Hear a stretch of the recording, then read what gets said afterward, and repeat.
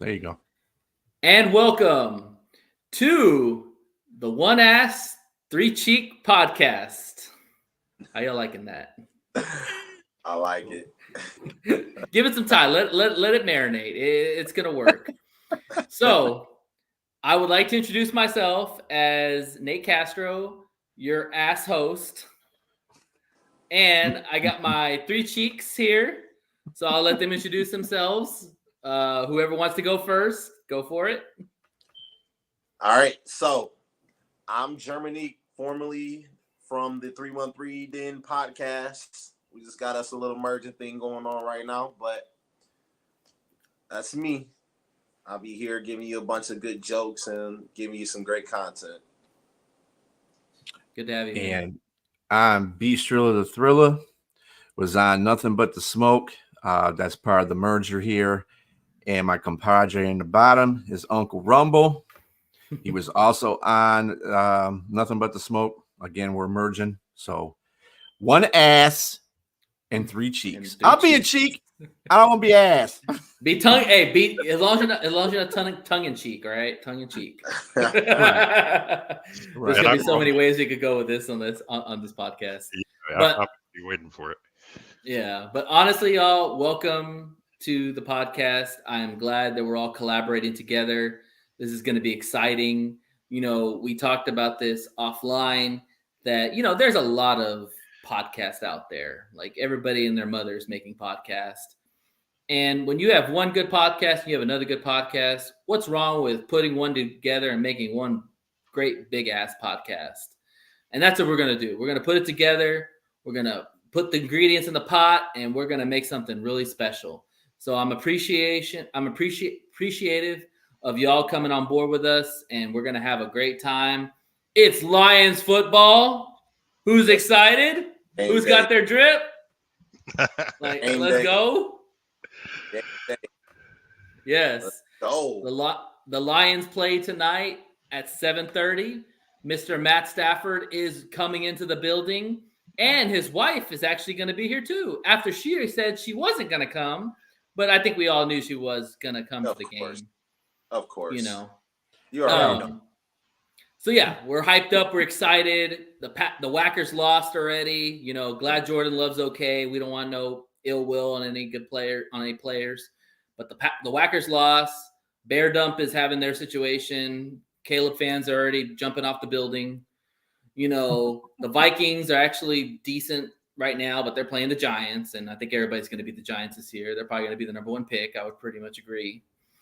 So, yeah, so life is good, you know, and Lions football is on the air at 7:30 tonight, guys. That Ford Field is going to be rocking. Who is ready to see that excitement that we saw in the preseason of all times, and then we saw in the playoffs? Like, I've never seen Ford Field like that ever in my life. Nah, I think they're going to go out there and loud. They're going to go out there and break that little record they had last year. I hope so. Yeah, they need to break that for sure. Yeah. And B, you brought up a great point. Get used to it. You're absolutely right. This team is here to stay. We ain't going anywhere. We're young as hell and we're talented. And I don't care what anybody says. Whacker fans, Bear Dumb fans, Vikings, all you want to say. We're not going anywhere, y'all. This is our division and we're staying on top. Yep. I agree. Point blank, period. Yep. You know, I'm going to compare it to like Arrowhead Stadium or the stadium, I don't know why the name escaped me, but Seattle's stadium. Questfield. Yeah, I think it's Questfield or something like that. Questfield, you know, yeah. Those are some of the loudest stadiums. I think the Lions are going to be one of those places now where it's like, okay, we got to go to Ford Field now. You know, it's going to be loud. We got a game plan for it. So I think it's going to be exciting. You brought up a great point too. When I look at Ford Field, I think of the old Saints Dome when they had after Katrina. And when they had Drew Brees, that Saints Dome was always rocking, always loud. Yep. And I think the Lions Ford Field has now taken over that role like the Saints had. You know, the Saints are playing well right now. I think this Lions Dome is no joke. No. And you're right. It's going to be very disruptive, like even for our defense, because they know it's going to be loud. And as a defense, you have to be okay with that because the louder they are, the more false starts, offside or penalties on the offense that could be created, Mhm. Yeah, definitely, man. Definitely. All right. So we're going to go ahead and get started with our pregame. Welcome. Thank you very much for tuning in. And yeah, we're excited for this new beginning, and let's go. So we're going to start real quick. Since we started our show a little bit earlier, we don't have the inactives yet, but we kind of have an idea of who probably is going to be inactive. So let's talk about that. We did see earlier that DJ Reader probably is not going to be suited up. I think is what they're saying. So, how do y'all feel about that? Were you surprised? Were you shocked? Go No, ahead. I wasn't shocked at all that DJ Reader isn't suiting up because I think that we kind of made that clear earlier in the year. We talked about that recently. That DJ Reader, he's here to be here for the long run. You know, you really want him to be healthy in November and December when we're playing meaningful games. You want to be able to say, hey, you know what? You know, sit out a game or so. If you aren't healthy, just get yourself together so you be ready in the long run. I kind of knew he wasn't going to start right away, though. What about y'all? That's me, though. Yeah, no, I'm okay with Reader sitting out this game. Again, we have players on here who next man up. That's what this team was built on, and it's going to be fun to see how creative AG gets with their front four. You know, we all know Aiden's going to be moving all up and down the line, so whoever he puts next to Aleem, I think we're going to be in for a show tonight. Whoever it Who may do you be. think it's going to be? Onzarike, for sure. Yeah, I think So. Levi. Yeah, I think Yeah, Levi is I'm gonna say Pecco. I'm gonna say Pecco. You don't bring up a guy for that reason, and you got to remember, Pecco is more of a space eater, like Reader is. They don't want another 3-tech guy with another 3-tech guy. If you're gonna play against Aleem McNeil's your 3-tech. So basically, Pecco is gonna be more of the space eater, and he's the veteran presence. It could be Onzarike. It's possible. He did put up some weight. He did get bigger.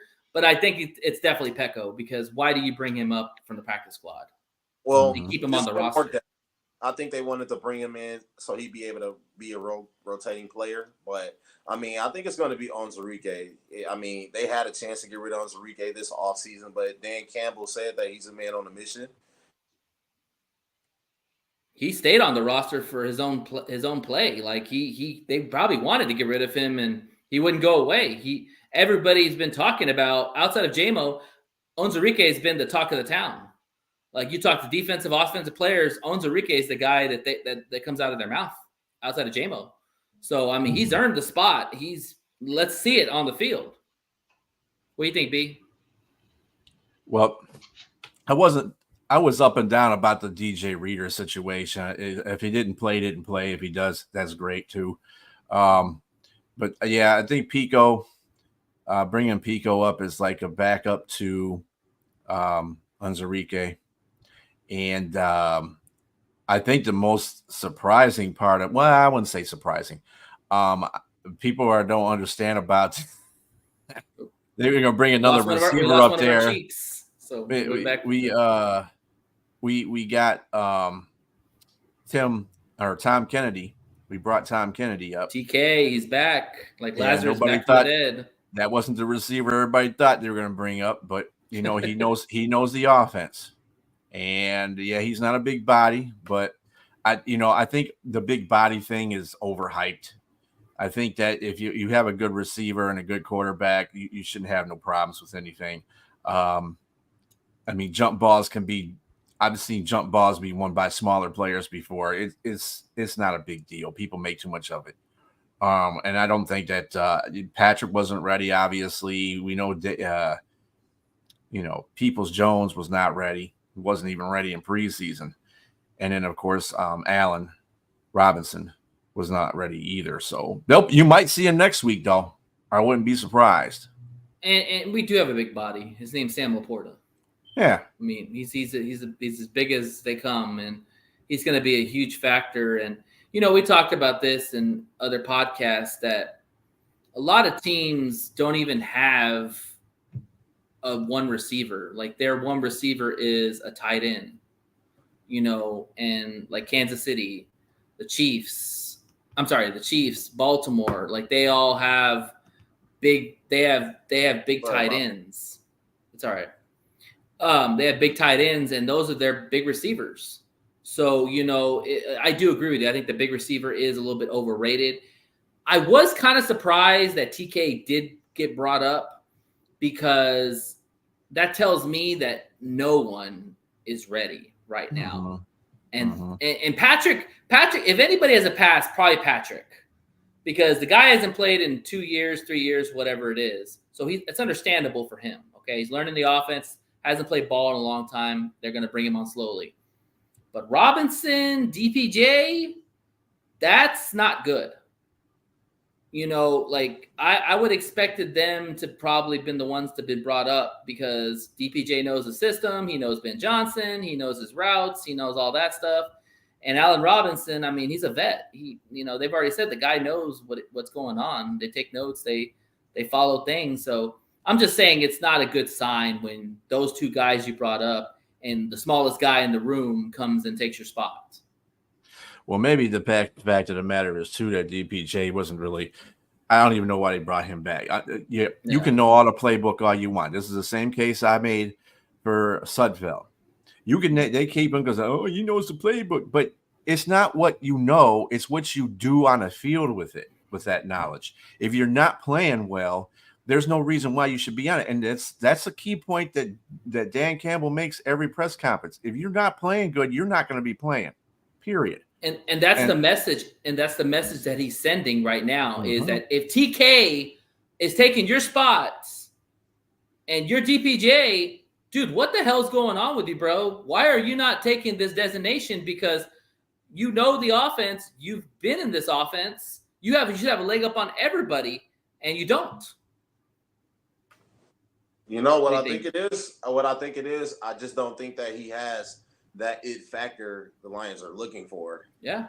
It's the reason why he went from a pass-heavy team like Cleveland to over here, because I don't think Cleveland seen really much in him. They didn't see how much they could use him. It's hard to work DPJ in our system. I mean, when you see even when he played at Michigan, he was the guy, but look how Michigan runs. Pro style offense, lining up under center, run the ball a lot. He didn't have to take on a lot of passes like he's expected to do in the NFL. And the thing you. Oh, sorry. Go ahead. What were you going to say? No, I'm saying the thing you bring up is the fact is that if you're good on another team, they're not letting you go.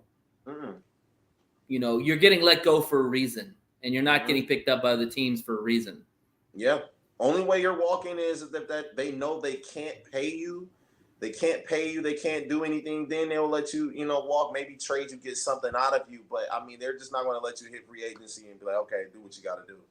Exactly. And I think that was a big factor for the Lions last year, even in the championship game, even though we know he made a good catch or two. He's not a guy that you can just say, hey, you know what, we're going to give you 5-6 targets per game. He's just not that guy. Right. That's just me. I agree. Rumble, are you there? Yeah, I'm still here. Okay, what are your thoughts on that? I think you guys you guys kind of hit everything on the head. But I believe DPJ, for whatever reason, is I'm kind of shocked that he hasn't been delivering. You know what I mean? Like, I am he too, was Rumble. a pivotal part of that Cleveland offense, and I thought this was going to be a match made in heaven. He's from the area. His team is, his team. He probably grew up watching, doing things, and he could be a part of something special. It still remains to be seen whether or not he does have a role on this team. They did go back out and pick him up after they dropped him, so we'll see what happens. Hopefully, whatever confidence or whatever issues he has as far as learning the playbook or whatever the case may be. I think he's mature enough as a veteran to, pick it up or ask questions. But yeah, we can't have anyone on this roster not producing. So exactly, or they're not going to play. That's as simple as that. Exactly. So there's a reason why they brought him back, and I have nothing but the utmost faith in Dan Campbell and them. If he doesn't start producing, then they'll let him go. They'll pay him that Yeah, and think about it this way: Dan Campbell and Brad Holmes, this whole team, Ben Johnson, Dan Campbell, Brad Holmes, they pull out the best in every player they bring in. Look at how they brought in Josh Reynolds, and Josh Reynolds was almost written off by teams, and he came here and became a bona fide number 2 receiver, and he was like really good, and he actually became a free agent that a lot of teams were interested in, and now he's with the Broncos. But with Donovan Peoples-Jones, it just doesn't seem like they can pull anything out of him. It hasn't clicked for him yet. Yeah. So I mean, we'll just have to see how it works out with DPJ. So let's go around the table real quick. Give me one player that you think will be inactive for this game, and why? One player inactive? Active? Yeah, that won't. Yeah, because they're not gonna play. They're not gonna be active all 53 people. They're gonna have to be some inactives. Who do you think is gonna be inactive for this game? Like, it's not going to get any playing time. That will be Strickland. sitting, watching from the bench. I want to say Strickland. Well, I think he's out. Or he's out already. Okay. Give me somebody who's not hurt, like somebody who's on the 53-man roster but is not going to play today. Wingo. Why? Okay, why Wingo? I think that it'll be him because, like I said, I think they want to see what they have already. I think he was brought in to be a depth piece, but I mean, they want to see what Onwuzurike got. I think that's going to be the person that get majority of the snaps next to Aleem McNeil. I just think they won't play him tonight. Okay, Rubble. Yeah, I'm gonna go with the same player only because, like I said, that Levi has been brought back.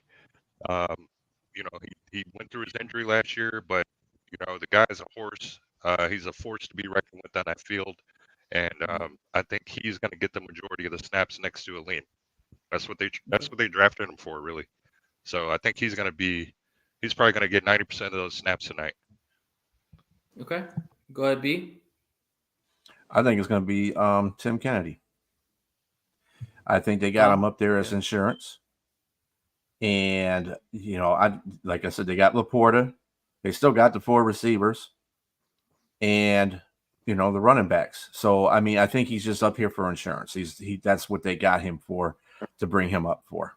So I don't think he'll play at all. Okay. I'm going to say the opposite. I'm going to say, actually, could be Isaiah, because that's why you bring up Tom Kennedy. Like, they're very similar body types.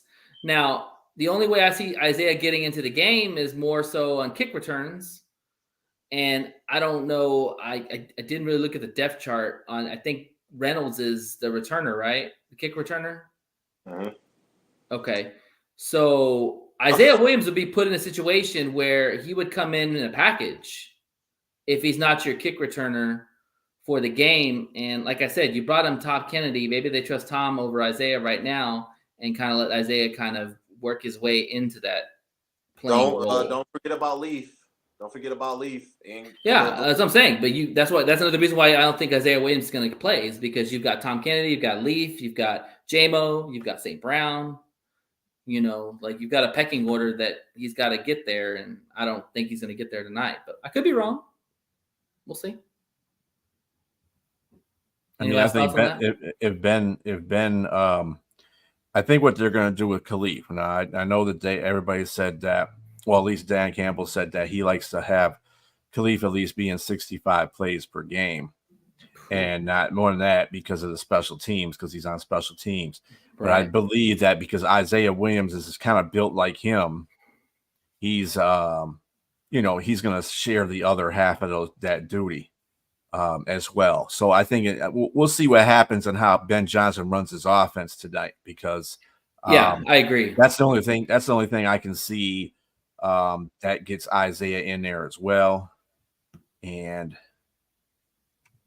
yeah, he should. I think that's what's going to happen. I just don't see Tom Kennedy. I think they brought him up as insurance if somebody gets hurt. That's basically what that is. I think you're right. And honestly, sometimes these situations, like, they trust the players that they've had in the past. Yeah. And this is a big game, like in standards of playoffs, wild card. If it goes there, I don't think that's going to be the case. But so it's a big game, and they want to make sure they have the right 53 up for the game, you know. So we'll see. Like I said, I think if Isaiah does play, since he's not the kick returner, unless they put both back there, because we've seen that in some games where they put two back there. It's probably going to be TK, or it's probably going to be, you know, Leaf most of the time, JMO, St. Brown, stuff like that. So, all right, we're playing four squares here. Really quick, can you see me? Can you hear me? No, we can't see Yeah. you, boss. Can't see you. No. We can hear you, but we can't see you. Gotcha. All right. So let's talk about impact players. Give me an impact player. I'm gonna throw a caveat to this. Sorry, I'm gonna have to charge my computer because I'm going down too. Give me a player that's gonna be impact tonight that nobody's talking about. Impact player that no one is talking about. Either it could be offense, could be defense. You tell me. I want to say Ennis Rakestraw. Ooh, I like I want that. to say it's going to be Ennis Rakestraw. And why? Why? Because I think that with Carlton Davis, the addition of Carlton Davis, Mhm. Brian Branch going back to safety, you're expecting a lot from all of these guys. I think Ennis Rakestraw is kind of flying under the radar because he's starting. But I think you're going to see him being very sticky. You're going to see him challenging Puka Nacua or whoever he's guarding. I think you'll see a lot out of Rakestraw. I think we're going to be very surprised by him. I'm interested you said Rakestraw because I was actually thinking about putting him as my inactive. Well, not inactive, but I mean he's gonna be active, but he's not gonna play because the fact is that hold on, I have a reason why I'm saying this because I don't know if they're gonna run 4 wide sets, you know, with the Rams, and they trust Carlton, they trust Arnold, they trust Meek. And I know they're not going to like this.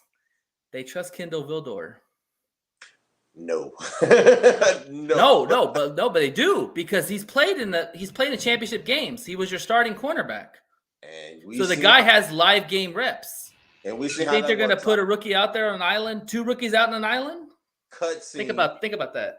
Cutscene. He got a bomb dropped on him by Brandon Ayuk. Well, I mean, yeah, but still, I'm just saying, like. He's your 4th cornerback. I think he's going to be like last resort kind of thing. But when I say Ennis Rakestraw, I mean you'll see him on like a first down, maybe a second down, like to get him the reps because when you have a young core like this, you want to be able to get them as many reps as possible, especially since they're being tested by a great wide receiving core like Kupp and Puka Nacua. You want to get them as many live reps as possible. That's fair, but you don't want 2 rookies out there at the same time either. Right. Well, of course. I don't think either Terry and Arnold or Ennis Rakestraw are going to be playing at the same time, like all the time. It'll be like you may see Amik probably rotate over to the nickel back and then throw Ennis Rakestraw in at the number 2, have Carlton Davis on the other side, and you know, kind of just back and forth with that. I think you have to get Ennis Rakestraw. The type of mentality that he has, his ability to get to the ball and make open field tackles, you have to give him live reps. It's no way that you will sit him down and don't give him too many snaps because he can be a difference maker. I mean, let's be honest. Dan Campbell praised him as well. You know, just because he was a 2nd or 3rd round pick, that don't mean he isn't going to be impactful. He has that mentality of wanting to get better. He said that I want to get better and prove everybody who passed over me wrong. That's the mentality the Lions need. We said the same thing about St. Brown. You know, think about it really quick. A couple years ago, when they drafted St. Brown in the 4th round, did we think that he was going to be as good as he was now? No. You know, we still were talking about number 1 and number 2 receivers and who we could have. I mean, I kind of view Rakestraw in that same light because Rakestraw got something to prove. That's fair, and I'm gonna say this, and then I'm gonna open up to y'all to discuss this because it's a good discussion. The reality is, I go back to trust. This organization is all about trust. Who do you trust? Do you trust a rookie who's never played any live snaps, or do you trust a guy that was in the game with you in the championship game?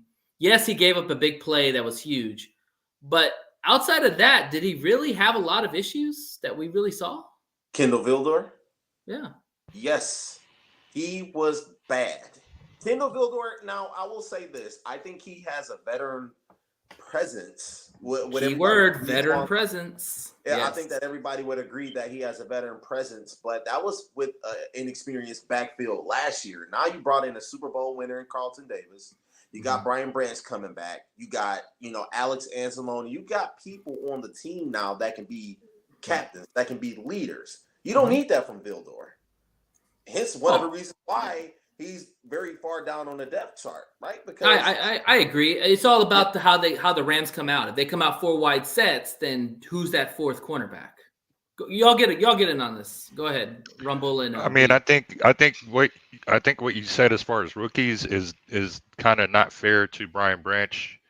These rookies that they have brought in have been instantly like changed the game in one way, form, or fashion. Brian Branch came in and did his damn thing. They've exceeded expectations. Exactly. So I think that helps with the learning curve with these new rookies they're bringing in, especially in the secondary. Because Brian Branch was that guy. He was in Rick Straw's shoes. And they asked him to do a lot. You know what I mean? And now, not only that, now you bring in another guy that's familiar with Brian Branch and Terrion Arnold. Like it's already getting cohesive. He's already being a voice out there. He's like, yo, we got to communicate better. So I think, to your point, I think the rookies that they bring in are already getting mentally game day ready. You know what I mean? They're reps. They're going against, your Amon Raz. They're going against Ben Johnson. They're going against a lot of things that, rookies on other teams don't get to be a part of. You know what I mean? It's a lot of prove it out there on that field, even in the practice field. So my impact player, I think I'm going to just go full bore. It's got to be special teams. Because like you said, we know this offense, if clicking at home, they're gonna do their numbers, but what can we get from special teams? Is Dan gonna go for it on fourth and try to win the game that way, or is he gonna trust his shiny new kicker? Is he gonna trust Dave Fitt? Are they gonna So are you saying special teams as a whole? You're not giving one particular player? Okay. Okay, so I'll say, I'll just say special team as a whole. Anybody, whoever's back there returning it today, whoever is on that field when we punt it or kick it off or whatever, we can't miss tackles. You know what I mean? We can't. Yeah. We have to limit where we have to, dead them on their side of the field pretty much. Sure. I don't want no missed tackles. So impact whoever's on that special teams. I'm glad you said that, because with these new rules, if there's one thing that I saw that was very scary, was our lack of coverage. Right. We allowed way too much coverage yards, and the Lions have always been top 10 in punt return coverage yards allowed, kickoff return coverage yards allowed. And that was a big problem I saw, and I hope and pray that that's not the issue going into the regular season, because now you have your core special teamers that are going to be out there, so you don't expect that to happen. But that was kind of a scary situation to see that we were giving a lot of those big gaps for returns. Right. B, what do you think? You can also chime in on what Jeremy said or Rumble said. Well, first of all, with the Enos situation, they're going to use him. He's not going to be sitting on the sidelines. First of all, they're going to be playing mostly nickel and dime packages anyway. Remember, this is a passing league. They can get as many people out there. Vildor might even be out there. They're going to use their complete package of cornerbacks if they have to. I totally agree. I just don't think that. Yeah. I'm sorry. Go ahead. And then on my impact player would be Hess. Because being able to go to sleep on Hess, he's a rookie. Nobody knows what's going on, but he's basically a mini-me of Laporta. He's just not as dynamic as Laporta, but they played on the same team. He did play the same, he did make many impact plays as well on that Iowa team. So look for Hess to have a pretty good game, blocking and receiving, because I think he's going to start I don't think they're going to put Brock Wright. I think Brock Wright's going to be in certain packages, but I think they're going to try to put Hess out there to do a lot of blocking and catching out the backfield because he's faster. He's faster than Wright. And they're going to want to see what he do. And he's a tight end number 2. So I mean, you're not, you got to see what he's like out on live field. So you're not losing anything if he doesn't play good. You just put in Brock Wright after that. You know what I'm saying? So it's he's got a win-win situation. I like how you said Hess because Ben Johnson, if anybody knows how to utilize tight ends, it's Ben Johnson. He always knows where to find the mismatches and the opportunities to get his tight ends involved. And I agree with you. I think that Hess will be an impactful player tonight, especially in the run game. Because when short yardage at the goal line, watch for Hess to be the lead block in those situations with Montgomery as the battering ram or Baki. And you got to remember that he can be used as a fullback too. Hess exactly. Hess was one of those going to say that. Fullback, yeah. Yep. It's kind of crazy with Hess. It's almost like you're going to see what they wanted to do with Kabinda with Hess. Like we all wanted to know what the hell is Kabinda doing on offense or Rodrigo even. I thought Rodrigo did pretty good on as fullback. I just throw it out there. Okay. I like Rodrigo, but you're going to see what they were trying to do with Kabinda with Hess. And I think you're going to see a successful situation because Hess is a tight end, but he can also play that H-back, fullback role. And, it's going to be interesting to see. So any final thoughts on what we all discussed? Anything? Anybody want to add anybody else to the discussion? Jay, are you there? Yeah, I'm still here. Okay, cool. I'm still here. Yeah. You know something? I think Vildor is going to be one of the inactives, though. No, I doubt that. I'm telling you, man. Listen, right, wrong, or indifferent. He was in the championship game. He's been a starter on this defense. AG probably trusts him more right now, and I'm saying right now. Okay, so don't kill me for this. Right now, than the rookies on the team, and probably Meek Robinson because he hasn't seen any of these guys play in a live game, like an actual live, meaningful game. He's seen that with Vildor, and I'm telling you, the Lions. We talked about this earlier. The Lions trust who they have over what they don't have or what they haven't had. I don't know, man. We'll see. I don't know. I don't know. Hey, listen. I just don't think that it's much you can do with Vildor. Okay, yeah, he got experience of playing in the championship game, but it failed majorly. It was bad, right? So yeah, but he played well in other games. He just didn't have that one bad game, and he's that bad. I mean, he was decent. He wasn't great, but he wasn't. You gotta quit focusing on that one. That's the problem right there. That one little play messed his entire his season. Oh, up. absolutely, That dude was playing A1 for a cornerback that had to be thrust into a CB2 duty. He was playing out his mind. Thank you. Yes, he was playing. He was playing well above what he was. I can't because the Lions were ranked amongst the worst. Listen, the worst defense, passing defense in the league, and Vildor contributed to that. Now, when I say in this rate straw, when I say Vildor, I just don't know if Aaron Glenn trusts him the way that you may think he does. Look at it this way: it's early in the season. It's the first game. It's not like they're going to go out there and need any real. You want to get your players the reps that they can get. Like last year, when you seen what's his name, Chris Jones sit out for the Kansas City Chiefs. Kelsey got injured. They knew that they had to play the long-term game.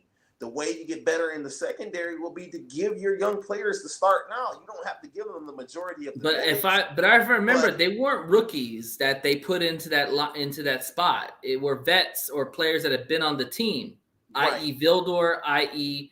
whatever you're talking about. I get what you're saying. I do understand now, it. I'm sorry. I really want to say compare. Do you think right now Kendall Vildor is better than Ennis Rakestraw, and he can make more of an impact. I don't know. I haven't seen any NFL. Right. I don't know. So with him I being can't the tell veteran, dig this, with him being the veteran that he is, it would be the same risk reward of having him active out there as having Ennis Rakestraw out there. The only thing is, it's more of an upside with Ennis because he's going to get a lot of reps and he's expected to get better. His trajectory should only go up from here. You know, whereas Vildor, he's pretty much peaked. You know what you're going to get out of him. Where Ennis Rakestraw, I mean, you want to see if he can go out there and make it. That's a fair assumption. Now I'll throw this out to you. All I'm saying is, do not be surprised if the Lions throw out 4 cornerbacks if Kendall Vildor is not the 4th cornerback. That's all I'm saying. Yeah, I got you. I got you. You know, I would. You know something? I never liked Kendall Vildor, and I'll say that with this is obvious. I can tell. I would say that with my chest out. I would rather have Khalil Dorsey there. That's another guy. No. That's another guy could be out there too. Oh, hell no. Than Kendall Vildor. I mean, that play of that ball bouncing off of his face mask and IU catching that will go down forever. That will be a highlight that you will see forever whenever you talk about great, catches. That's going to be one of them. And I feel like if they did a Wikipedia of his picture, it would be that play. I bet that would be the definition of Kendall Vildor. Is that picture? It will be him getting a bomb dropped on him by Brandon Ayuk. I get it. I get it. Yeah. The good news is he's not starting. But at the same time, if Vildor is out there and he makes a play that changes the course of a game in an important situation, you'll forget about that play in San Francisco. You'll forget about that. That's the problem with folks. They're all into the now. They don't realize the body of work that he's done. Vildor is going to be an important piece of this offense. And Khalil Dorsey, I do not. You have hate for him. I have hate for Khalil Dorsey. Khalil Dorsey should not be on this football team. He sucks. He also took out one of our tight ends too. But when I look at Kendall Vildor, I just don't see any reason why you would want him to be ahead of one of your rookies that are supposed to be better and supposed to come in and make plays. Like, think about it. Brian Branch came in and he started right away. They sat a couple players, last year. It's because they drafted players for a reason. Brian Branch was taking win last season. He was taken in the second round. He was really projected to go to the Green Bay Packers, if I'm not mistaken, right? Right? So when you look at that, I think a lot of people are overlooking Ennis because we got Terry and Arnold. Ennis could very well make a huge impact and have the biggest impact on the defense. Why? True. Because he's going in with the mentality of being underestimated. He's going in being that's all you really need. He is going to go prove himself. You look at everybody who has something to prove with a chip on their shoulder. They go out there and they produce for this team.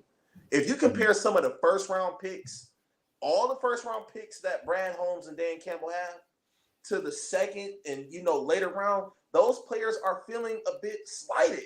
We gotten a lot of steals that were supposed to be first-round picks in later rounds, and they turned out to be great. They turned out to be great. Let's just be honest. That's just Brad finding talent, man. The guy I can find. They're playing with that chip on their shoulder. Yeah. But you got to understand. You got to understand this too, Jay. You talk about people having chips on their shoulder because draft picks or whatever the case may be. Vildor has that same chip on his shoulder because of people like you that keep telling him that he sucks because he got a ball bounced off his helmet. He wants to. Which you've never seen I've never seen in my life if that ever happened. It only happens when you're a Lions fan, right? Right. Yeah. Kendall Vildor. I mean, like I say, I am not going to, sacrifice and cannibalize reps for, our younger core to put in guys. That's fair. That's fair. I agree. I'll agree with you on that. I cannot see it. But we're gonna go develop talent. I think that's going to be, kind of hurting him in the long run. Yeah. No, I agree with you. But we're gonna go ahead and wrap up this segment. Real quick, breaking news: the Bear Dump wins. Unfortunately. Yep. Caleb Williams gets his first win as a rookie. And just put in perspective, number 1 quarterbacks, 0-15. That's including our boy Jared Goff. So just saying, I mean, all the touchdowns came from the defense, which we knew the defense was stout, and then they got the punt, the blocked punt. So really, they only scored 3 points, but still, hey, shit happens. You move on. Caleb Williams was 14 of 29 for 93 yards, no touchdowns, no interception in the sack. That is a typical Chicago quarterback. Yeah, pretty much. And it's not going to improve. Yeah. And on top of that, the Vikings did beat the Giants too, which it's the Giants. I mean, they're as bad as those jerseys were. So good luck, New York. It's going to be a long year. Number 1 draft pick. Bengals just lost to the New England Patriots. Yeah, so it's been a crazy day, but we're going to go ahead and keep going. That was a good first conversation. So let's talk about the matchups, because we know in football, it's all about matchups, right? Yeah. And AG and Ben Johnson, I guarantee you were sleeping so soundly last night, just thinking of stuff in their head like, oh my God, if I can get Laporta on a linebacker, if I can get Gibbs on a linebacker doing a wheel route, AG, if I can have Brian Branch just come out of nowhere and just sack the crap out of Stafford, if I can get Davenport and Hutch to just converge the pocket and crush Stafford in one piece. Might be a little too rough there with Stafford. Sorry. Shit happens. Get over it. Get over it. He's the enemy. Moving on.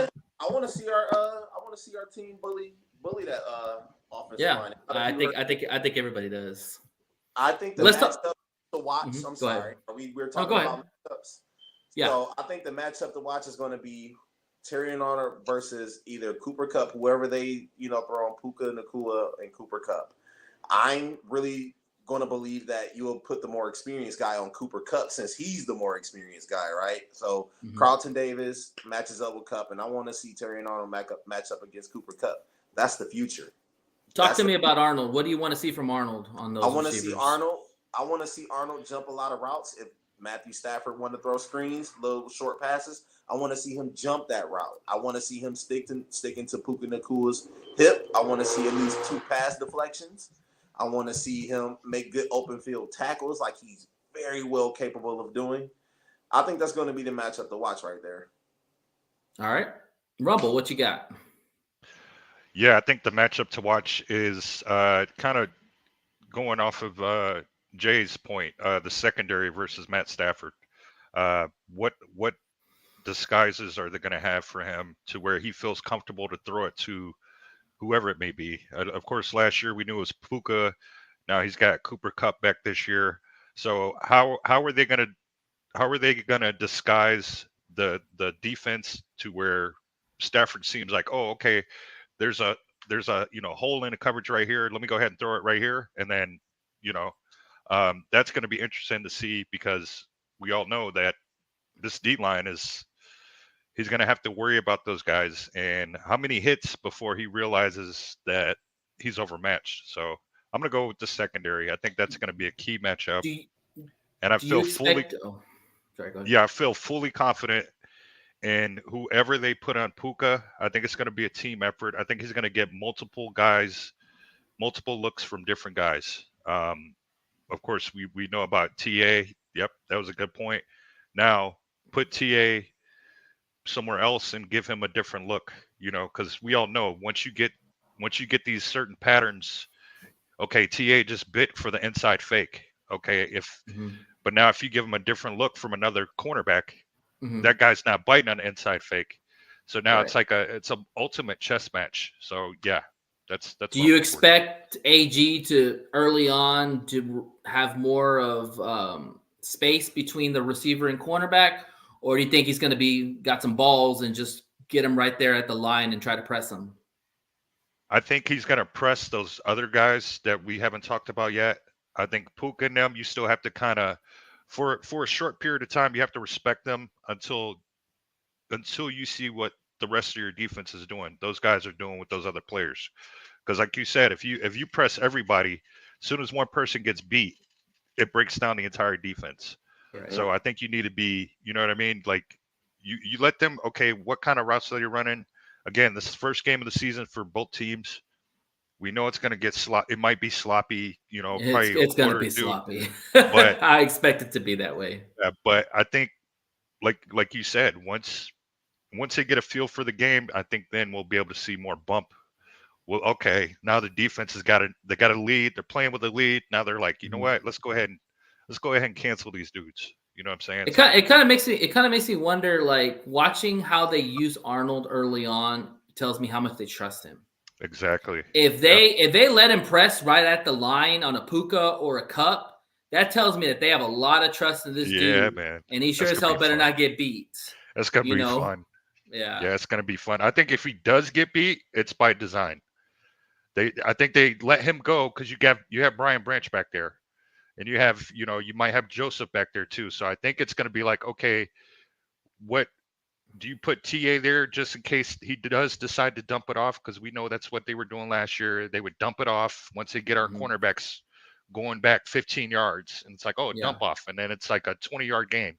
So I think they it's gonna definitely be, do give safety help. I think that's a great point. Yeah, I think especially with TA. I think Carlton, they know Carlton's a G. He's been in the Right. NFL. He's good, but I think TA for sure they're going to give safety help on because they don't want him to get beat bad, especially when you're talking about this game. You don't want to give up big plays, especially to Stafford. Yeah, no. Do you get in there? What do you think? Great point. So whoever's covering Tutu Atwell, that's the matchup I'm looking at, because it could be a Meek, it could be Rakestraw, because they might switch off the slot corner. So we want to see what happens with that. They're going to probably start with a Meek because he's the guy that's the more veteran of the two. And then if he's not able to keep up with Tutu, then they're going to probably put Rakestraw in there to see if he can body him up. And that's what you need to do with Tutu. And if either one of those corners get that notion, then they'll be fine. But that people are sleeping on Tutu.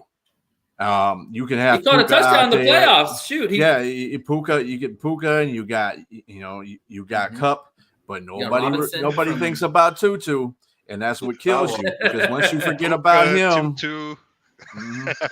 we got one ass, three cheeks, and we got the Tutu. Man, you can't get any better, right? Puka and a Tutu. Puka. Yeah, and a Puka. And Puka. Okay, so let's go ahead and do this. Since everybody picked defense, which is understandable, the defense is probably going to be the biggest question mark that we're looking for tonight. Right. Because has that D-line improved? Has that secondary, are they gelling together? Can they cover? Can they marry each other together? Let's talk about the offense. Give me somebody that we're not talking about in their matchups. Or just give me your matchups on offense. I'm gonna go O-line. I'm gonna say Taylor Decker, and Graham. I want to see how those guys. Of course, Taylor got paid again, which we all know. So let's see what that O-line are they better than last year? Did they figure out the mistakes they need to clean up? Do they trust each other more? Is it going to be more communicating? Is it going to be more vocal? That's what I want to see, because we already know Panay is going to bring it. He's a mouth. I want to see Decker go out there and have a fucking game. You know what I'm saying? Like, I'm with you, man. I'm with you on that. Store that side up, and create lanes, and you know what I mean. I don't think I think he knows he's going to be a line for life. So now it's like, just lay it all out there, Deck. I don't want to see any stupid holding penalties. Don't give up anything big. Please protect our guy.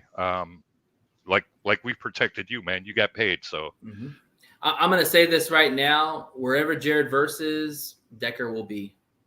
I think they're going to put Jared Verse on Decker almost all game, because they know that Decker struggles with quick pass rushers. Yep.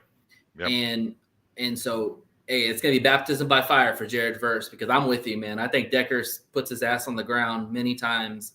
And I think that he's rejuvenated, knowing that he's going to retire a Lion more likely. Right.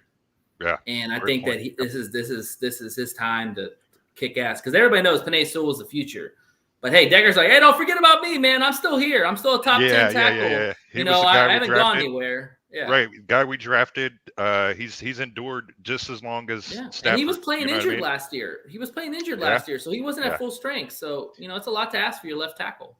Yeah, so he's been up and down, just like Stafford has with this team. He's been through regimes. Now he's being more of a, it's the most I've seen him in front of a mic, and Yeah. He sounds happy. He He sounds, seems like you at said, peace. He seems at rejuvenated. peace with himself. Yeah. He knows I'm not going anywhere. We got a deal done. Now let's play ball. Super Bowl or Just play bust. So football. yeah. Yep. B, what do you think? I think the matchup that they have to worry about is Kobe Turner. Ooh, I like Kobe that one. Turner. Yes. Kobe Turner is going to be lining up in an end position, and he's probably going to go against our weaker tackle, which would be Decker. Yeah. Yep. So they're going to have to give him some help on that side if they go into a pass situation, because Kobe Turner, he's the truth. And he's going to be a good one for the Rams for a while. Jared Verse, he's a rookie. I'm worried about him because we have good blocking backs.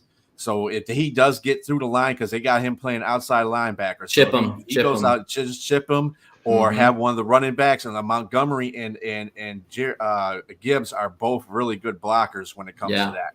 And Reynolds too in a pinch. Yep.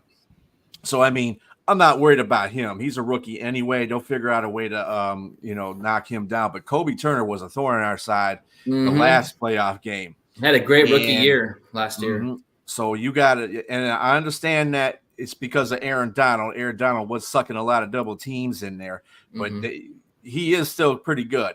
And you got to account for him now. Everybody else on that defense, you got to remember they got Tre'Davious White too.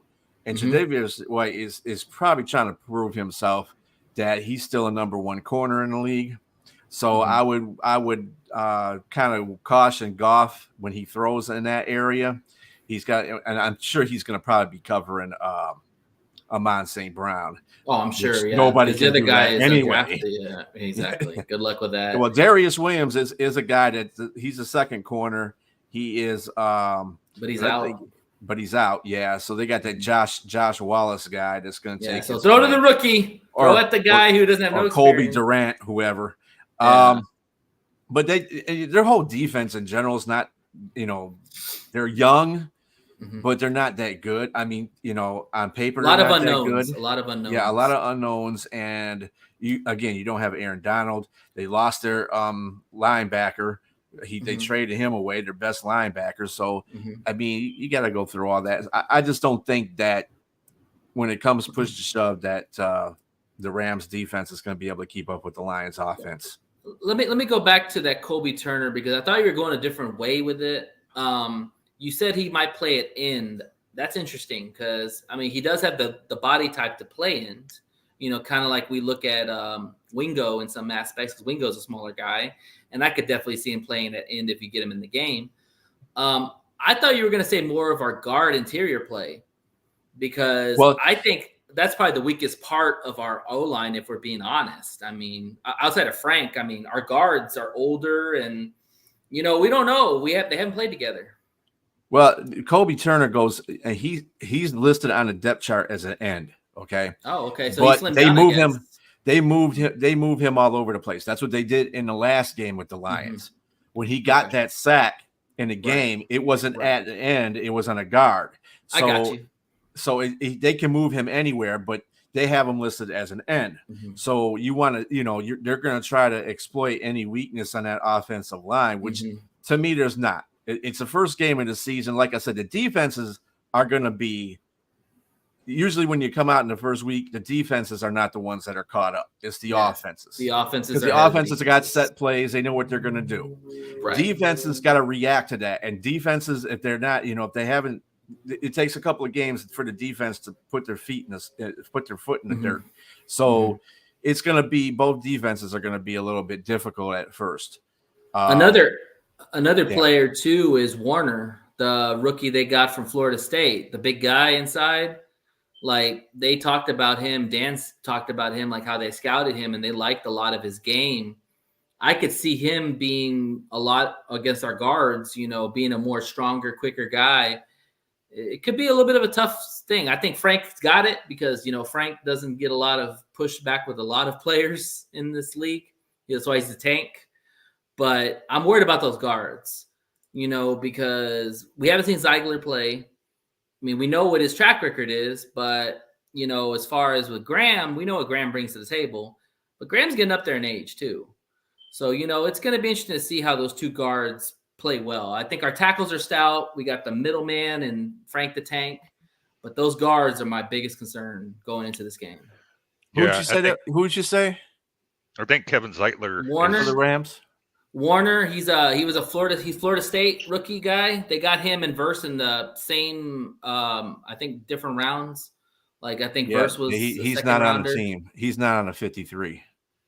What? He might be. He's not. He might be in a practice squad, but he's not in a 53. I'm looking at the roster right now. Maybe it's the wrong name. I don't know if I have the right name, but he's the Florida State big guy. He's a D tackle. Maybe it's not Warner. I don't know why I'm thinking. Well, Jared Verse is the other guy. Yeah, I think. Yeah, they're both from Florida State. Yeah, there's only one Florida State player on defense, and that's him. Oh wow. Verse. Maybe he's hurt. I don't know. Maybe he's hurt, or he could be on a practice squad. He might not have. He made a tremendous effort. Wow. I think they were talking about that. I remember I heard them saying something about that because I remember them talking about the other Florida State player that they got. Yeah. And as a rookie. So I don't think he made a cut for the 53, but he might be on a practice. He was squad. like a 3rd round pick. Shoot. Yeah, could be on a practice squad. No biggie. Jay, what's your matchup? Time. Yeah, maybe Another matchup. Yeah, give me. Did you give me one already? I did. Yes. I said Terry and Arnold versus. No. Offense. We're on offense. Oh, offense. I want to see Laporta go up against some of their linebackers. I want to see how one. Laporta goes because if you seen last year, Laporta he did well. He caught a touchdown with a bum knee. Yeah. He came through big time for our offense. So I want to see. I want to see if it's real. I want to see if he's the real deal because you hear a lot of people. Oh, he could be due for a sophomore slump and blah, blah, blah. I want to put all of that. So I want Laporta to go out there, get at least 6 catches for maybe 75, 80 yards and a touchdown. Let's go. I'll play a game with y'all real quick. If one of y'all gets $100, you can name me the starting linebackers for the Rams right now. Oh, versus one. Exactly. That's my point. Nobody knows. Nobody knows. So the fact that you said Laporta against these linebackers, that's barbecue chicken. Yeah, eat all day. Exactly. Yeah, and also too, Gibbs. Don't be surprised if they put Gibbs out in the flank and say, "Hey guys, anybody back there." Cover this guy. This is what I'm trying to say. The offense is not going to have any problems. You got Monty back there; he can catch out of the backfield. You got Gibbs back there; he can catch out of the backfield. You got Laporta. That's what I say. Hess is going to make a difference in this game because nobody's going to expect Hess to do shit. That's the point. And then you got the receivers, and mine's going to bring his game. Oh yeah, I'm not worried about him out, and they're going to try to test JMO a couple of times, but the defenses are going to start off slow. Yeah, I think we see 5 wide. To your point, I think we see Gibbs out there, and that would be crazy to see 5 wide with Gibbs out there in the flank. Wow. Yeah, I think we're going to get that, man, and it's going to be up to those guys to get open, and JG's just got to let it rip, man. You know what I mean? It's going to happen. They're going to blow the top off that place. That was mandatory. I saw the email. They didn't think I saw the email, but I saw the email where it was like, we need to have it loud. We need to have it roaring within they know what's up. They know what's up. It's going to happen. It's going to be huge, man. So if Kelly Stafford was getting booed and harassed last time, it's going to be that much more worse this time, especially when we go and pounce on these guys early and often. And like I said, I think we run the score up on these guys. I'm excited. Oh, no, but I'm just saying. I get what you're saying. Yeah. There's so many weapons on this offense, man. So the way I look at it is that the Lions will eat in the middle because they lived in the middle with Laporta, St. Brown, Gibbs, anybody who can catch those short passes and take it. It's in the middle. I think if we can get anything deep from JMO, that's an added. Yeah, I think it's going to get mixed today because for that reason right there. Teams last year were like, man, they were eating in the middle. They haven't seen the outside threats yet. So I think it's going to be a much more emphasis on getting the ball over the top so they're not focused in on the middle. Yeah. You know what I'm saying? Yeah. But they got to do it. They got to show it, and it's got to happen because they're not going to believe it until they see it. Exactly. So shout out to JMO. I hope he's ready, man. I hope he's ready to eat. Oh, he's ready, man. He's been ready since this offseason started. And if there's one player who took the last game of the year and just ran with it, it was J-Mo. Literally ran Literally, with it. yeah, literally ran with it. Yeah. He was the most impressive player in that game, and he's probably has the most momentum going from that game because everybody else had a down game in that one. J-Mo's the one that his stock level rise after that game. Of course. So I expect nothing but the greats from J-Mo. Any other thoughts before we move on to keys to the victory? No, we'll see. All right, keys to winning the game. I love that hesitation there, Jay. I was like, keys to the game. Keys to the game. All right. So, you're Ben Johnson, you're AG. Give me your keys to the game, and I'm gonna throw this out there because I think y'all are all like-minded people. Give me some different opinions. Run that football as much as you can. I want to see each running back get at least 5.5, north of 5.5 yards per carry. I want to see Jared Goff protect the football because I do think that Kobe Turner is going to be in that backfield. I think that's going to open up a lot of space for other edge rushers and defensive players to come in. Protect your quarterback and do not give up any big chunk plays. Okay. All right, I like that. So basically, let's recap yours. Basically, run the football, which I agree. Run the football, absolutely. Protect your franchise quarterback, 100%, and don't give up the big play. Okay, good. Rumble, go ahead. Mine will be just run the score up, no mercy, period. So make a statement. Defense, make a statement exactly. On the game. Defense, tackle. I don't want to see any broke tackles. I don't want Puka to feel comfortable. Get them on the ground, be physical. That's it. That's it. Just make a statement. First game, all the talk last year was, you guys only won by 3, blah, blah, blah. No. Make a statement. NFC matchup. This could be this right now. These NFC matchups matter because this is ranking right here. So if you beat the snot out of the Rams, okay, man, they're poised to quote unquote rebound from last year. So let's not be the reason they rebound. Let's let them know where they belong, and that's underneath us. So let's trample them at home and leave. Stafford, you're no longer relevant here, bro. Like you came back to Ford Field twice now, and have gotten that ass handed to you. So there you go, man. This is JG's. Preach. Yeah. Be what you got. So I think 2 keys to winning the game is that defensive line. Now, nobody's talked about Davenport on the other side. Yeah, what's up with y'all, man? You know how much I love Davenport and Houston, man. and whoever they put back there, Pascal. Those guys are going to be key too. So you want to make sure that defensive line, because really, it'll help the back end of your defense. If that defensive line can get through that offensive line, which I think they will, because their offensive line is just they should be eating all day. All day. So that, and please, Ben Johnson, let's have a nice third quarter, okay?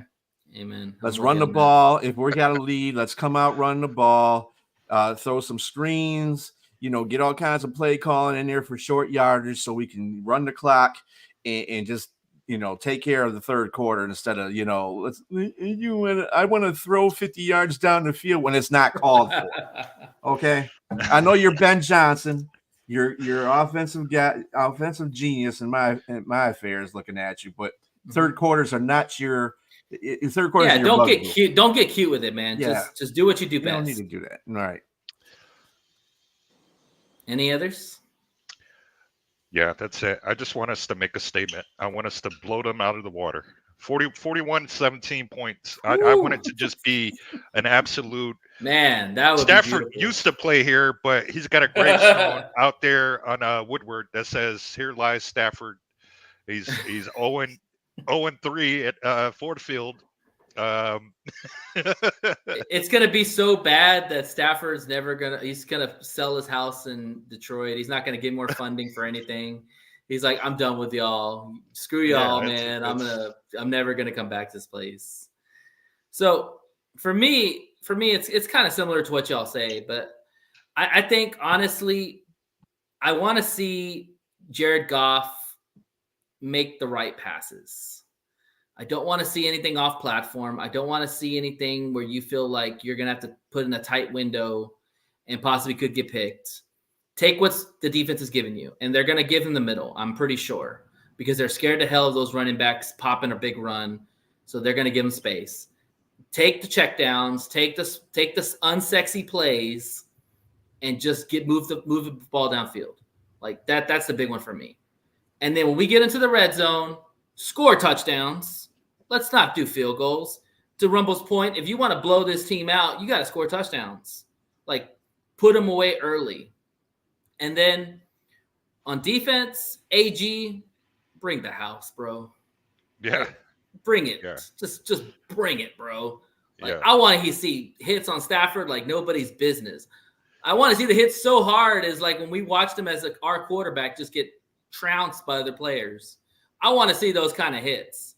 Like, make him feel what he doesn't have here, or he could have had here. Make him feel like he did when he was with us and we had no offense. Yeah, exactly. Yeah. Like, but no, seriously, make him feel like what he should have had here if he would have stayed. Mm-hmm. You know, every time you hit him, make him feel like, damn, man, I should have stayed here. Like they really did the right thing, and look at what they've built. Yeah, I won a Super Bowl, but it was with a make team already. Let's be real. You had Aaron Donald All-Pro, you had Jalen Ramsey, you had a loaded offensive and defensive team. Like you were just the final piece. You could have built it here in Detroit, and they would have already erected that statue outside. You would be hearing your names being chanted in Detroit, but instead you didn't. So that's why Jared Goff is here. Well, without that trade, though, we wouldn't have got the pieces that we is needed to true. get to that point. That is true. But what I'm saying is, like, it could have been him if he wanted to. He didn't want to be here. Cool. You got your ring. Peace on, bro. We're going to be fine. And I understand where he was coming from, though. You got to understand where he's coming from. He being third, fourth, a new coach, new offensive coordinator. You know, nobody knew these guys were going to turn out to be. And then the offensive coordinator, he got fired any damn way. That's where Ben Johnson came in. So I understand the reason why he wanted to leave. I'd probably be in the same situation if I was in his shoes. I'm like, damn, can this organization keep somebody right? Damn. My thing is he didn't even give it a chance. He didn't even see what Dan Campbell and Brad Holmes could bring because to the table. He's given this that organization a but chance. But these are different people. Well, there was different people the whole time he was here. Time out. Everything we've talked about with the Lions has been based on what Brad Holmes and Dan Campbell have created. We're not talking about the people in the past, because the people in the past are the reason why we sucked. Well, but what I'm saying, that's why Matt Stafford has that feeling. I get it. He's dealt with people in the past. You're right. I get it. But he has to understand that these guys had a different vision for how they wanted to build it. And if he wanted to, he could have stayed here and they could have figured something out. But he didn't want to. That's fine. Hey, I get it. You want to go somewhere else? You want to make more money? You want to be in the limelight? Cool. Have fun, bro. We'll, like I said, we'll be fine. And I want them to understand that, because we are fine. We're better than fine. Like, this team is going somewhere, and he's going to see that tonight, because once again, we're going to put it to his ass. Like, there's no mercy. I'm sorry. So Kelly, look away. Look away. Tell the girls to look away. It's going to get ugly. But my last point, and this is probably the most important point that I think this should be the staple for the Lions going forward the whole season. If you have the lead, run the damn ball, take their soul away. Right. Like, I'm serious. Like, if you have a 2-touchdown lead, if you have a 7-point lead, run the football. Don't get cute. Don't try to throw stupid passes that lead to interceptions and get teams back in games. Run the football. Put that line to do what they do best, and that's kick ass, and give our running backs the freedom to run and go crazy. Like, run the score up. That's how you do it. You run the football because you take the time off the clock and you score. Yep. Yeah, none of that gamemanship. None of that gamemanship for this team, only because the history between them. We got JG, they got Stafford, Ben Johnson, and all this talk about McVay. He's such a wonderful, brilliant football mind. It's like, these are the teams that people are kind of grading you for in NFC. So you make a statement and go, we're the best team in NFC. Right. We should be where we were at last year. We fell short, but now you got to talk about the they should be in the top 3 discussions in the NFC. You know what I mean? Whether it be 1, 2, or 3, they that's where the line should be. We're no longer the feel good story, the fun story. We're going to kick your ass and take your name, and we're going to do it over and over again, rinse and repeat. Like, that is what this Lions team should be about, because all the shit that we've taken in the past, all the crap we've heard, it's payback time. I don't care if we have one ass, 3 cheeks. Yeah.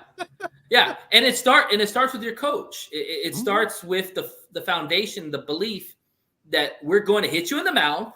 Mm-hmm. We're going to get back up, hit you again, take a kneecap off, and we're going to have a smile on our face. Mm-hmm. Like, I mean, what coach says that? And better yet, what team believes that from what a coach says? This team has bought into everything Dan Campbell said. Like, it is literally the shift that we've been hoping and wanting for the longest time. And I'm sorry, the people in the past did none of that shit.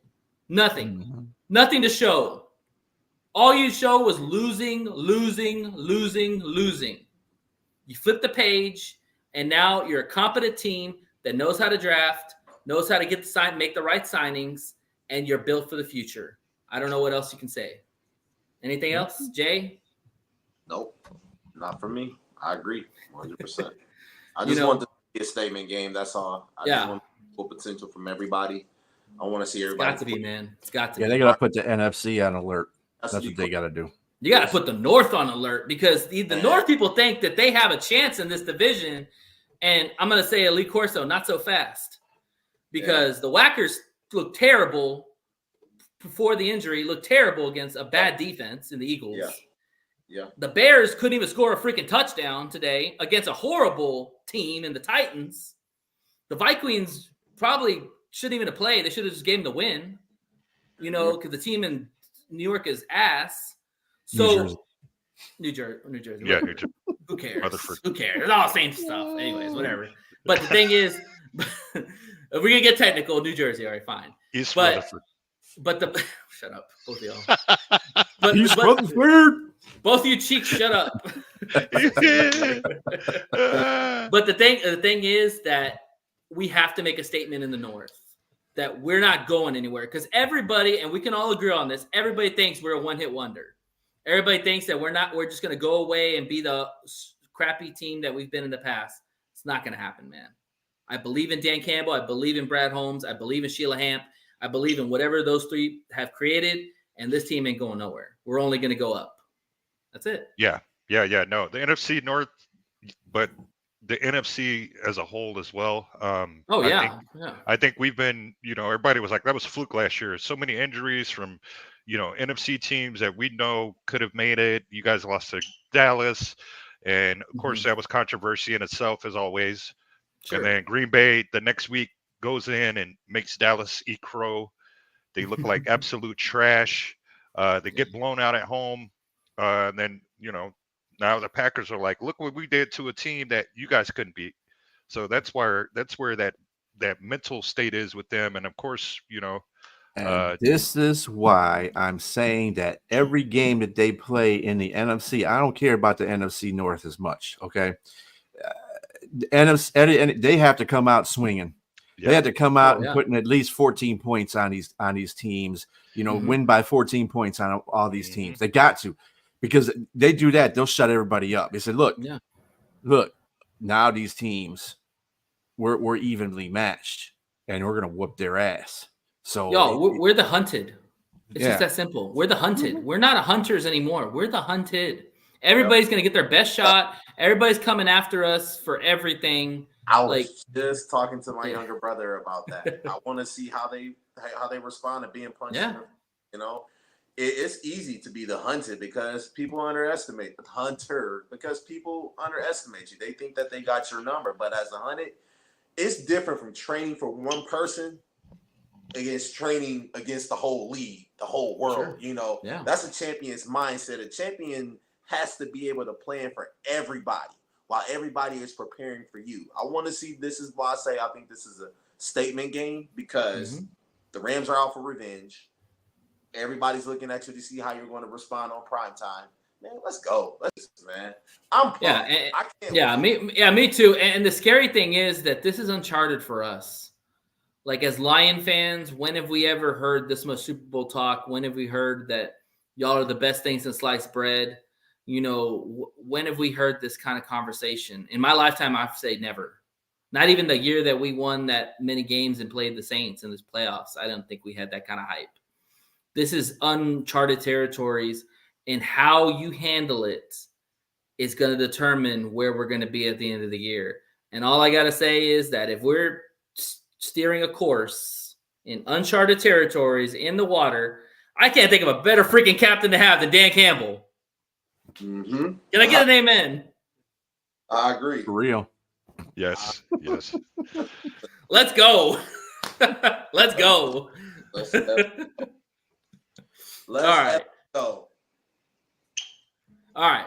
So on that note, let's talk about predictions. This is what we all been waiting for. We're about what? Still a long time away. Oh man, about 3 hours for me. Less than y'all. More for Rumble. So yeah, we're for us too, because it's 5 o'clock here. It's going on 5 o'clock. That's the same amount. We're just in different time zones. That's all. There you go. Exactly. That's what I was trying to allude to. I said a little more for me, a little for y'all, a little more for Rumble. Come on, Jay. Follow the bouncing ball. All right. Let's talk about, what is your prediction? You can give a score if you want to, or just your prediction. And give me a bold take. And when I say bold, don't give me David Montgomery's going to score a touchdown. We know that's going to happen. Don't give me Laporta's going to score a touchdown.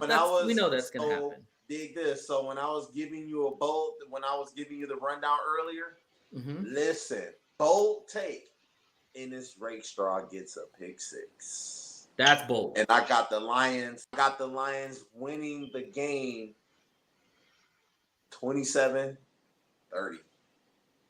Damn, close. All right. Okay. I got like my predictions are Lions win huge. I think they win. I think we see our first 40 burger. I think they get anywhere from 38 to 40 points. Okay. Again, statement game, Ford Field, last game of the week, besides the Monday night game, of course, but primetime TV. And I think we piss Sean McVay off enough to where we get multiple turnovers from his offense. How many turnovers? Fumbles. I'm gonna say 4, and we score all 4 turnovers. 4 turnovers in the first game. 4 turnovers. I will take 2 on their side of the field, 2 in the red zone for us. I think we're gonna see some physicality like we've never seen before. I think Puka last year, he was physical with us. I think this year the roles are reversed. We're much more physical. We finish tackles, and it's going to be a complete statement game. So, yeah, I'm going to go 40 points, and I'm going to say the Rams only have 17 by the time this is all over. Jesus, you're predicting a bloodbath, huh? I love it, man. You're talking about that game when they played Denver. Remember when they played Denver? Exactly. I think they rise out of them. They rise to the occasion because this 2 NFC teams, both of them are talking about going back to the Super Bowl. We know one already has one. This is a new era for Detroit Lions. Now it's time for us to start giving those receipts back. If you don't say it, you don't believe it. That's the way I look at it. It's time to give those receipts back. We owe them a receipt because they said Jared Goff wasn't good enough. Well, I'm assuming that you're receipts. I'm assuming that you're picking the Lions for that 3.5 spread, huh? I think they went big tonight. I think JG's gonna have he might have 2 touchdowns, but I think to you guys' point, I think we get some turnovers, and then I like that. I like the turnover thing because if that's one thing this defense has struggled with is getting turnovers in bunches. Yep. And when you get turnovers, you take away possessions. You're gonna see gang tackles and I'm punching the ball out. That's something we have. Right. That's been the consensus. We haven't seen that in a while. We got to turn the ball over and score. Time to run it up. I love it. B, what you got? So Stafford is going to have a horrible game. Okay. Yes. Yes. and it's going to be real horrible for him. It's going to be bad. I think so. Yeah, I'm cool I think with it's Kelly, gonna look be, away. Kelly, look away. Just look away. Tell the That's it's girls going to be it's horrible. sketch up. It's He going to did be it a to train himself. wreck. He It's did going it to to be a train himself. wreck. And I think they're going to win 38-14. I think the first half will probably be even because everybody's just getting their foot, like I said, putting their foot in the dirt.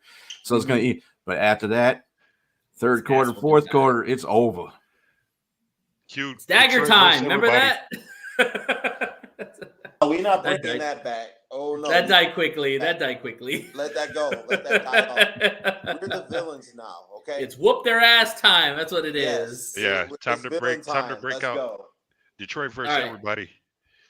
Yes. Let's go. So B, your take was Stafford's just gonna have a really bad game. It's gonna be unbearable. Okay. All right. Mm-hmm. All right. You all ready? Yeah. Lions will win. You know what? I was going to say 31-17. I was going to give them a little bit of a cushion of 2 touchdowns. But you know what? Screw it. 38-17. I'm feeling it. I'm feeling the ass whooping coming. Yep. We're coming. We're here. Bold prediction. This is bold, y'all. Just get ready for this. Stafford will be sacked 6 times in this game. That's a lot. And That's a bold your prediction. leader in sacks. Are you ready? Marcus Davenport with 3. He's had games like that. He's had when he plays this game, 2 sacks a game at least. And I'm gonna say the same thing I said with Gibbs when he played the Raiders. Mm-hmm. I told people after that game, people are gonna be talking about Gibbs going forward. People will be talking about Marcus Davenport going forward after this game.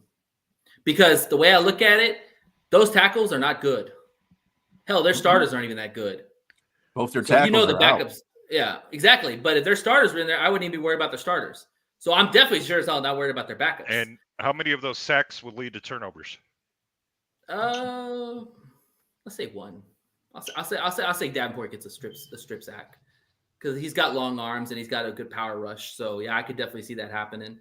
But what I'm saying is like Davenport's gonna have a big game tonight. Yeah, that would be my prediction because I think a lot of people are not talking about him. Oh, Houston this. Oh, Josh this. Oh, Aiden this. Which, don't get me wrong, Aiden's awesome. Nice head. But nobody's been talking about Davenport. And Jay, if correct me if I'm wrong, but what did I say about Davenport? So he's an anchor. He's going to be pretty good. He's a power rusher. He's a set the edge type of dude. Mm-hmm. He's long as hell and he's athletic. You've been pretty yes. Strong yes. on him, and you've advocated because the way he played for AG, he has the skill and talent. Mm-hmm. The only thing that's been holding him back has been injuries, and we can say that about a lot of players. Mm-hmm. But I think this is the right situation for Davenport. You get him at a cheap deal, and he's your perfect complement to Aiden Hutchinson. Mm-hmm. Let's go. Yep, we'll see. I just want him to stay healthy. I do think that he's capable of doing that. He just has to stay healthy. That's all I'm worried about are the injuries. Yeah, I don't think it's the lack of them talking about him. I think it's the lack of them talking positively about him. Well, they say, well, he's good. Yeah, he's good, but he gets injured most of the time. That's all the time. Every time his name comes up, that's what I hear. I do think people don't talk about him because they forget he's on the team. Like everybody just thinks we have Houston and Josh, and because they think he's injured already. Yeah, I guess so. Or they forgot we got him. I still think they just forgot we got him. I'm like, dude, that was one of the better free agent signings that Brad made. Like, he was a cheap deal. Minnesota's paying more for him than we paid for him. And the guy, I mean, he was a top 10 pick for a reason. Like, the guy's a physical specimen at his size, and one of his patented moves is a bull rush. And just imagine with this type of bull rush and Aiden's wreaking havoc on the quarterback, it's like, hey, dude, let's meet together and let's just kill this quarterback. Yeah. All right. Any final thoughts before we wrap this puppy up? Let's go around. Yes. Give me your final thoughts. Yep. So, like I said, just kind of summarizing everything. I want to see them set the tone for the season. I want to see everybody stay healthy. I want to see a contribution from the younger players because we're leaning on our younger players. I think they're going to play a big role. Also, I want to see Brian Branch kind of just pick up where he left off last season. A lot of people forgot about him too, but I want to see Brian Branch pick up where he left off. I want to see our defense just become strong. Kind of got a little motivated by seeing how many takeaways the Bears got against the Titans. I mean, it's screw the Bears always, but they played well. I want our defense to be that physical. They're opportunistic in defense. They've always been, for sure. And we need to be that kind of defense. We do. Yeah, for sure. If you can set the tone tonight, it will carry on, and you will start getting everybody motivated. And this city is going to be electric when they win tonight. Go Lions. All right. What you got, Rumble? Yeah, I want a complete game, both sides of the ball. I want to see some turnovers. And again, like I said, do not let up on them. If you're up 21-7, keep pouring the score. Like, keep their pouring soul gas away. on the fire, bro. Yeah, just keep it. Because to me, I think you run. There's a less chance of you getting injured if you're not. If you're out there just half-assing it, just keep your foot on their neck, man. Just run the score up, have fun. Who cares? Who cares what the pundits say? Oh, they didn't have to blow them out. And it's like, nah, we did. We're letting the NFC know this is our time. This is one of the people that were in our way. They might be in our way again come playoff time, but we need to let them know right now that we ain't playing around if we play them again. So that's what I want to see. Complete game. B, wrap us up. So let's take care of business against the Rams, beat them. Then we got to play the other playoff team, Tampa Bay, the week after, beat them. Go to Arizona, push them aside, and then beat Seattle on Monday night. You get them 4 wins, and then you get the bye. Trust me, Dallas is going to be a lot easier to chew. I'm watching them right now. It's a good, yeah. It's a good game. They're definitely beatable for sure. Mm-hmm. Oh yeah, every team is. Exactly. Even the Except Lions. for us. Well, all right, y'all. We don't want that, but yeah. No, we don't. Anything can happen any given Sunday. It's understandable, But anyways, y'all, I want to thank my 3 cheeks today. Great show. I can't think of a better 4 people to spend a Sunday with, talking Lions. Wait, 3 cheeks and an ass. I included myself. Me being the ass, I included myself in the total. But anyways, I want to thank y'all for coming on. We're gonna be back probably Tuesday. That's the plan. Tuesday around 7:00 Central Time, so 8:00 Eastern Time, and 6:00 Pacific Time. 5 o'clock. Thank you. 5 o'clock. 3 hours. I get better at this stuff, man. Y'all just have to put up signs saying your time zones. 5 o'clock Pacific Time, and we'll be talking about a Lions victory. Right? That's right. We're not coming on if we lose. No, I'm sorry. We are going to come on. But we won't have as much juice. We'll probably all be pissed off at the world. That's why we're doing it Tuesday, because everybody's going to have the time to talk themselves off the ledge if they lose. Like the whole world's going to fall apart. Step out from that ledge. That is not going to happen. No, it's not going to happen. We're going to be talking Victory Tuesday back here. The One Ass, 3 Cheek podcast is officially done. And as always, stay classy, Whacker fans. Peace. Peace. Go Lions.